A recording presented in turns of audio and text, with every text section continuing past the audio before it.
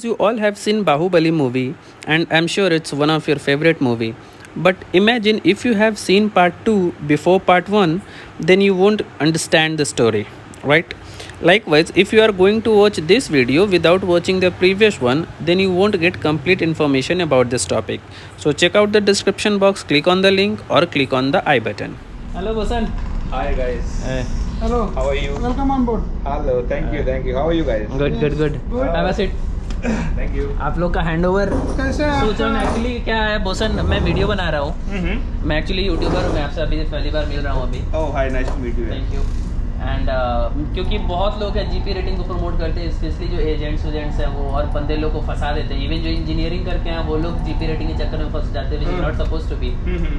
तो इसलिए मैं इस क्वेश्चन से पूछ रहा था कि लाइफ कितना हार्ड है एक्चुअली, जो एजेंट वो दिखाते हैं उनको बताते हैं वो एक्चुअली होता नहीं है। Exactly. तो आपका क्या राय है? आप कुछ आप बताओ, आप अपने एक्सपीरियंस के हिसाब से। नए लड़के हैं, उनसे झूठ सच बोल के 1.5, 2, 3 लाख रुपए लेके उनको छोटे मोटे जहाज़ों पे चढ़ा देते हैं और मतलब झूठे सच्चे सपने दिखाएंगे कि आप जहाज पे चले जाओगे, आप ये बन जाओगे, आप वो बन जाओगे।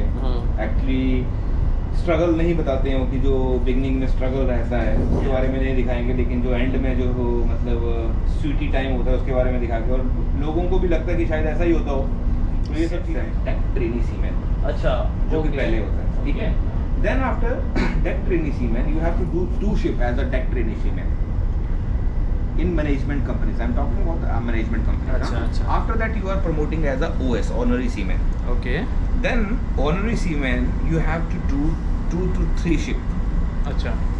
उसके बाद वो देखेंगे आपका वर्क परफॉर्मेंस कैसा है, आपका कैसा रिकॉर्ड्स है, जहाज पे आपने कैसा टाइम स्पेंड किया, कैसा आपका माइंड काम करने का तरीका, सेफ्टीज़ में क्या सब चीज़ें, ये सब चीज़ें होती हैं। तो कंपनी वो सब चीज़ें देख के आपको प्रमोट करती है एज अ AB। ओके। ऐसा नहीं है कि कोई भी आपको अच्छी कंपनी डायरेक्ट AB में चढ़ा देगी। नो, AB का मतलब होता है able seaman. That time you are a able seaman, मतलब तुम बिल्कुल एबल हो जो कि सीमेंसी का काम करने के लिए, जहाज पे करने के लिए।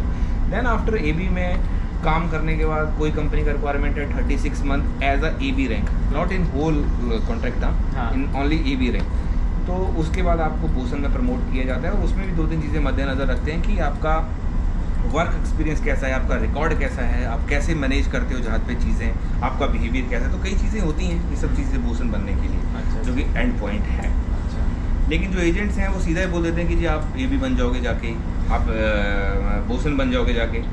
तो विच इज नॉट ट्रू, ये गलत है। वही मतलब जैसा अभी ये बोसन ने बताया कि एजेंट लोग झूठ बोल के पैसा कमाने के चक्कर में नए बंदों को फंसाते हैं, क्योंकि उनको मालूम ही नहीं रहता है शिप के बारे में। ऑब्वियसली ये रीज़न होता है मेन।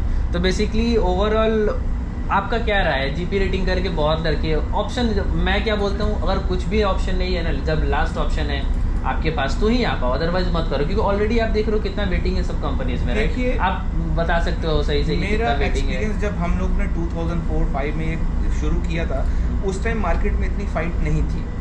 तो जो बंदे थे वो जीपी रेटिंग करके भी, फॉर एग्जांपल अभी मैं तो ये बोलता हूँ कि जिसके पास पैसा नहीं है, हर बंदा इतना मतलब फाइनेंशियली स्ट्रांग नहीं होता है कि वो नॉटिकल साइंस कर पाए, कैडेटशिप कर पाए, तो उसको जीपी रेटिंग करके आप 36 मंथ अपना एक्सपीरियंस, अपना सीट टाइम कंप्लीट करके एग्ज़ाम दे सकते थे। उस टाइम की बात कर रहा हूँ। लेकिन आज की डेट में अगर आप PCM नहीं है आपका 10th के बाद, आप आर्ट्स के स्टूडेंट हो, आर्ट्स में आपने स्ट्रीम में किया हुआ है, तो शायद आप इंडिया से एग्ज़ाम नहीं दे सकते हो अभी। तो आपको वहाँ से बाहर जाना पड़ेगा और इसके लिए आपको कम से कम भी बाहर से एग्ज़ाम देने के लिए आई थिंक 10 to 15 लाख आपके अकाउंट में होना चाहिए at a time. So it's very difficult ना। तो मेरे बोलने का मतलब ये है, अगर आपके पास अपॉर्चुनिटी है, आपके पास पैसा है और आपके पास क्वालिफिकेशन है, आपने PCM आपने किया हुआ है, then you can go for कैडेटशिप।